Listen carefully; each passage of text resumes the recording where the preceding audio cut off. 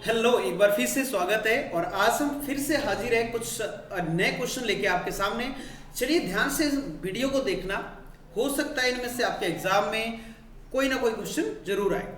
चलिए तो पहला क्वेश्चन आपके सामने है, Mohan is MA in English. Mohan क्या है? एमए है इंग्लिश में। तो देखिए इसमें क्या आना चाहिए, हमारे पास तीन ऑप्शन है, ए एन द, यानी कि आर्टिकल भरना है आपको। Mohan is dash MA in English. Mohan क्या है? एमए इंग्लिश में। तो यहाँ हमने आपको बात बताया था कि नाउन जो होता है उसकी साउंड पे काम करना होता है। पहले तो ये देखना है कि सिंगुलर काउंटेबल है। हाँ जी, सिंगुलर काउंटेबल है, एम में एक ही बात हो रही है। उसके बाद देखना है साउंड, यदि साउंड वॉबल होगी तो हम क्या करेंगे, हम एन का यूज करेंगे। साउंड कॉन्सोनेंट होगी, ए का यूज करेंगे। और स्पेशल चीजों के लिए, पर्टिकुलर चीजों के लिए हम लोग द का यूज करते हैं। तो यहाँ सीधी सीधी बात हो रही है, साउंड हम निकालेंगे यहाँ। तो साउंड यहाँ दोस्तों निकल के आ रहा है एम में ए साउंड आ रहा है, ए साउंड आ रहा है। तो ए यहां जैसे ही देखा आपने तो वॉबल साउंड आ रही है। वॉबल साउंड के लिए हमेशा याद रखेंगे एन का यूज करेंगे, तो यहां एन लग जाएगा। क्या लग जाएगा दोस्तों? एन का यूज होगा।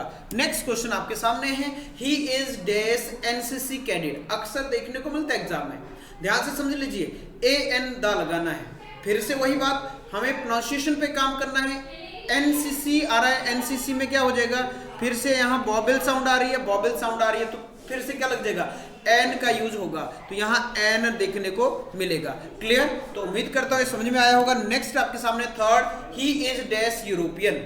वो क्या है? यूरोपियन है। जैसे इंडियन वैसे यूरोपियन। तो यूरोपियन में भी साउंड पे काम करेंगे। अब कुछ लोग बोलेंगे सर एन आना चाहिए। बिल्कुल जी, एन आना चाहिए, ऐसा कुछ लोग बोलेंगे, क्योंकि क्या है, यहाँ ई से साउंड हो रही है, यानी कि वॉबल से शुरू हो रहा है। लेकिन ना जी ना, इसमें यहाँ साउंड पे काम करना है। साउंड यूरोपियन, य की साउंड आ रही है, तो यहाँ क्या लग जाएगा, अ, यानी कि यहाँ अ आना चाहिए आपका। ये बिल्कुल सही आंसर है।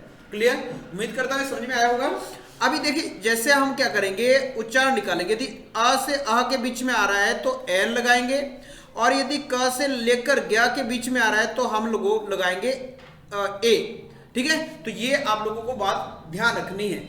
आगे प्रश्न आपके सामने है, यहां तो समझ में आएगा। Diamond is dash hardest of other mineral.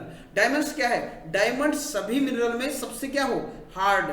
यहां हार्डेस्ट लिखा है, हार्ड होता तो क्या है, कॉमन नॉर्मल बात हो रही है। हार्डर मतलब दूसरों से सख्त है, अब हार्डेस्ट हो जाता है मतलब सबसे ही सख्त है। ईएसटी मतलब सुपरलेटिव डिग्री। जैसे हमने देखा सुपरलेटिव डिग्री लगी है, तो दोस्तों क्या करना है, बिल्कुल जी दा का यूज करना है। क्या करेंगे? दा का यूज करेंगे। बात ये समझ में आ गई। नेक्स्ट क्वेश्चन आपके सामने है, would you have dash more milk. क्या कुछ और मिल्क है तुम्हारे पास? अब यहाँ सम, मेनी या फ्यू लगाना है। फ्यू और मैनी आप पता ही है कि कब लगाते हैं, काउंटेबल चीजों के लिए लगाते हैं। मैनी कब? काउंटेबल चीजों के लिए। फ्यू भी काउंटेबल चीजों के लिए। बच गया यार सम, तो यहाँ सम ही लगाएंगे। तो यहाँ सम बिल्कुल सही है। इसको बोलते हैं एलिमिनेशन मेथड। यदि आपको नहीं पता कि क्या आएगा तो पहले ये देखिए क्या नहीं आएगा।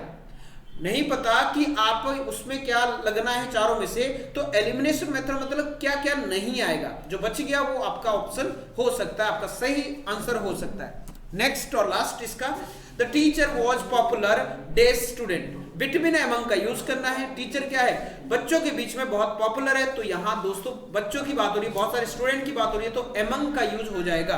तो यहाँ एमंग देखने को मिलेगा। तो उम्मीद करता हूं यहां आपको ये बातें समझ में आई होगी सारी जो मैंने आज समझाया। क्लियर? मिलते हैं किसी नेक्स्ट वीडियो में। वीडियो को लाइक शेयर जरूर करें। चैनल को सब्सक्राइब नहीं किया तो जल्दी से कर दीजिए सब्सक्राइब। तो जय हिंद, जय भारत।